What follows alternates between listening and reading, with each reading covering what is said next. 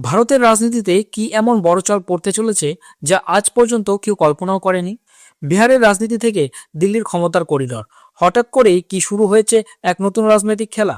প্রশ্ন উঠেছে, এই সরকারের ভিতরে কি তৈরি হতে চলেছে এমন এক নতুন সমীকরণ যা শুধু বিহারের রাজনীতি নয়, গোটা দেশের ক্ষমতার ভারসাম্যকেই বদলে দিতে পারে? আর সেই সমীকরণের কেন্দ্রে কি রয়েছেন বহু দশকের অভিজ্ঞ রাজনীতিবিদ, দীর্ঘদিনের মুখ্যমন্ত্রী ও ভারতীয় রাজনীতির অন্যতম কৌশলী খেলোয়াড় নীতিশ কুমার। অনেকে মনে করছেন, বিহারের সাম্প্রতিক রাজনৈতিক ঘটনাপ্রবাহ হয়তো কেবল একটি রাজ্যের ক্ষমতার পরিবর্তন নয়, বরং তার প্রভাব পড়তে পারে জাতীয় রাজনীতির বড় সমীকরণেও।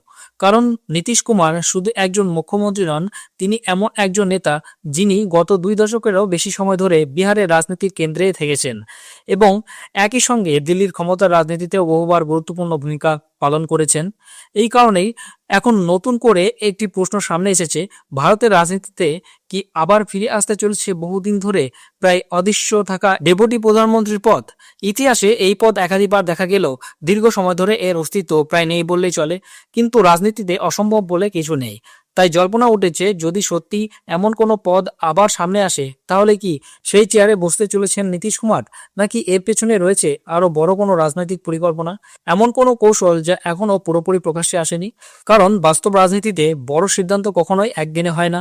তার পিছনে থাকে দীর্ঘ হিসাব নিকাশ, ক্ষমতার ভারসাম্য, জোটের সমীকরণ এবং ভবিষ্যতের রাজনৈতিক পরিকল্পনা। আর তাই নীতিশ কুমারের হঠাৎ করে মুখ্যমন্ত্রী পদ ছাড়ার সিদ্ধান্ত নিয়ে এখন গোটা রাজনৈতিক মহলে শুরু হয়েছে তীব্র আলোচনা। সবচেয়ে বড় প্রশ্নটা এখানেই, যে নেতা বিহারের মানুষদের ভোটে জিতে মুখ্যমন্ত্রী চেয়ারে বসেছিলেন, যার নামেই জোট ভোট চেয়েছিল, যার নেতৃত্বকে সামনে রেখে নির্বাচনী লড়াই হয়েছে, তিনি হঠাৎ করে কেন মুখ্যমন্ত্রীর চেয়ার ছাড়তে চাইছেন? কেন এমন এক সিদ্ধান্ত নিলেন যা শুধু তার ব্যক্তিগত রাজনৈতিক জীবনের মোড় ঘুরিয়ে দিতে পারে না, বরং গোটা বিহারের রাজনৈতিক সমীকরণকেও নতুন করে সাজিয়ে দিতে পারে? আরও বড় প্রশ্ন হলো, কেন তিনি হঠাৎ করে দিল্লির সংসদীয় রাজনীতির দিকে তাকাতে শুরু করলেন? গত কয়েকদিন ধরে রাজনৈতিক মহলে জোর গুঞ্জন চলছিল যে তিনি রাজ্যসভায় যেতে পারেন এবং মুখ্যমন্ত্রীর পদ ছেড়ে দিতে পারেন। প্রথমে অনেকেই এটাকে সাধারণ রাজনৈতিক গুজব হিসেবে দেখেছিলেন, কারণ ভারতীয় রাজনীতিতে গুজব নতুন কিছু নয়।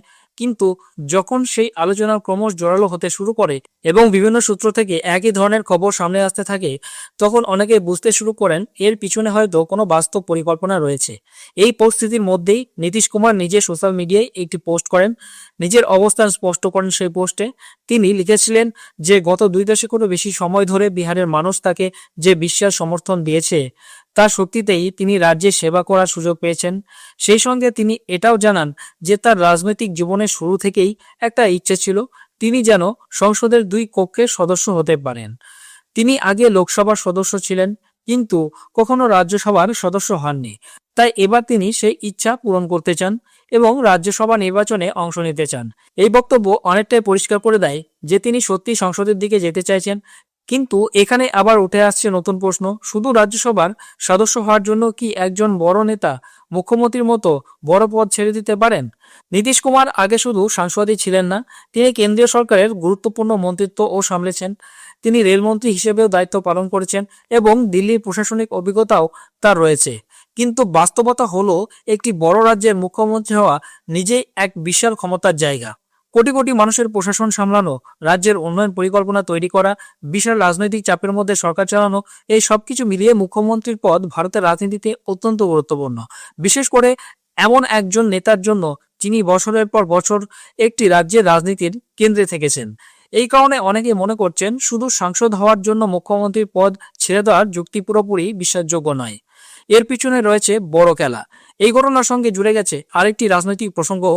বিহার বিধানসভা নির্বাচনের সময় রাহুল গান্ধী বারবার বলেছিলেন যে বিজেপি হয়তো নীতিশ কুমারকে সামনে রেখে নির্বাচন লড়বে, কিন্তু শেষ পর্যন্ত তাকে পুরো মেয়াদ মুখ্যমন্ত্রী থাকতে দেবে না। তখন তার এই মন্তব্যকে অনেকে রাজনৈতিক আক্রমণ হিসেবে দেখেছিলেন। কিন্তু এখন যদি সত্যি নীতিশ কুমারের বিদায় ঘটে, তাহলে সেই মন্তব্য নতুন করে আলোচনায় আসতে পারে। কারণ রাজনৈতিক ভবিষ্যৎবাণী অনেক সময় পরে গিয়ে নতুন অর্থ পায়। আর একটি বড় প্রশ্ন হচ্ছে, নীতিশ কুমার কি কেন্দ্রীয় মন্ত্রী হওয়ার জন্য রাজ্যসভায় যাচ্ছেন? অনেক বিশ্লেষক বলছেন, বহু বছর একটি বড় রাজ্যের মুখ্যমন্ত্রী থাকার পর শুধুমাত্র একজন কেন্দ্রীয় মন্ত্রী হওয়া তার মতো নেতার জন্য খুব বড় কোনো পদ নয়। আবার যদি বলা হয় তার স্বাস্থ্য ভালো নয়, তাহলে কেন্দ্রীয় মন্ত্রী হয়ে কাজ করা আরও কঠিন হয়ে যায়। এই কারণেই রাজনীতি মহলের একটি অংশ মনে করছে, যদি সত্যিই তিনি মুখ্যমন্ত্রীর পদ ছেড়ে দেন, তাহলে তার সামনে সবচেয়ে বড় সম্ভাবনা হতে পারে ডেপুটি প্রধানমন্ত্রী পদ। যদিও বাস্তবতা হলো ভারতীয় সংবিধানে ডেপুটি প্রধানমন্ত্রীর আলাদা কোনো সাংবিধানিক পদ নেই, তবুও রাজনৈতিক প্রয়োজনে অতীতে এই পদ তৈরি হয়েছে এবং কয়েকজন নেতা সে দায়িত্ব পালনও করেছেন। কিন্তু এখানেই আরেকটি বাস্তব প্রশ্ন সামনে আসে। বর্তমান কেন্দ্রীয় সরকারের রাজনৈতিক কাঠামোতে প্রধানমন্ত্রীর পরে সবচেয়ে প্রভাবশালী নেতা হিসেবে অনেকেই নাম নেন অমিত শাহের, আর সরকারের নেতৃত্বে রয়েছেন নরেন্দ্র মোদী। যার রাজনৈতিক শৈলী সম্পর্কে অনেকেই বলেন তিনি সাধারণত ক্ষমতার কেন্দ্রকে খুব শক্তভাবে নিজের হাতে রাখেন। তাই সরকারে ডেপুটি প্রধানমন্ত্রীর মতো একটি পদ তৈরি হওয়ার সম্ভাবনা কতটা, সেটা নিয়ে বড় প্রশ্ন থেকেই যাচ্ছে। এর পাশাপাশি আরেকটি গুরুত্বপূর্ণ বিষয় সামনে আসছে, যদি সত্যি এমন কোনো পদ তৈরি হয়, তাহলে জোটের অন্য বড় নেতাদের অবস্থান কি হবে? উদাহরণ হিসেবে অনেকে উল্লেখ করেছেন চন্দ্রবাবু নাইডু এর নাম, কারণ সংখ্যার হিসেবে দেখলে তার দলের সদস্যের সংখ্যা নীতিশ কুমারের দলের থেকেও বেশি। তাই রাজনৈতিক হিসাবের দিক থেকে তার দাবিও কম শক্তিশালী নয়। এই কারণেই অনেক বিশ্লেষক মনে করছেন নীতিশ কুমারের এই সিদ্ধান্তের পিছনে হয়তো আরো জটিল কোনো রাজনৈতিক সমীকরণ রয়েছে, যা পুরোপুরি প্রকাশ্যে আসেনি। এই মুহূর্তে পাটনায় কার্যত হাই ভোল্টেজ রাজনৈতিক নাটক চলছে। নীতিশ কুমারের সমর্থকেরা আবেগে ভেঙে পড়েছেন, দলীয় কার্যালয়ে এসে কান্নাও করছেন। অনেকেই বলছেন তিনি বিহারের জন্য একজন অভিভাবকের মতো এবং তাকে ছাড়া রাজ্যের রাজনীতি কল্পনা করা কঠিন। কিন্তু রাজনীতির বাস্তবতা অনেক সময় আবেগের থেকে আলাদা হয়। রাজনৈতিক দলগুলো দীর্ঘমেয়াদী পরিকল্পনা নিয়ে সিদ্ধান্ত নেয় এবং অনেক সময় সেই সিদ্ধান্ত সাধারণ মানুষের কাছে হঠাৎ বা অপ্রত্যাশিত বলে মনে হয়। তাই প্রশ্নটা আবার সেখানেই ফিরে আসে, নিজের রাজনৈতিক জীবনের এমন সময়ে যখন তিনি এখনো ক্ষমতার কেন্দ্রে রয়েছেন, তখন কেন নীতিশ কুমার মুখ্যমন্ত্রীর মতো একটা বড় পদ ছেড়ে দিতে চাইছেন? তিনি কি সত্যিই দিল্লির রাজনীতিতে বড় কোনো ভূমিকা নিতে চলেছেন, নাকি এর পিছনে রয়েছে তার দলের ভবিষ্যৎ সুরক্ষিত করার কৌশল, নাকি বিজেপির দীর্ঘমেয়াদী রাজনৈতিক পরিকল্পনার অংশ হিসেবেই এই পরিবর্তন ঘটতে চলেছে? এই প্রশ্নগুলোর উত্তর হয়তো এখনই পরিষ্কার নয়, কিন্তু এতটুকু নিশ্চিত, নীতিশ কুমারের এই সিদ্ধান্ত শুধু বিহারের রাজনীতি নয়, আগামী দিনে ভারতের জাতীয় রাজনীতির সমীকরণকেও নতুন করে প্রভাবিত করতে পারে।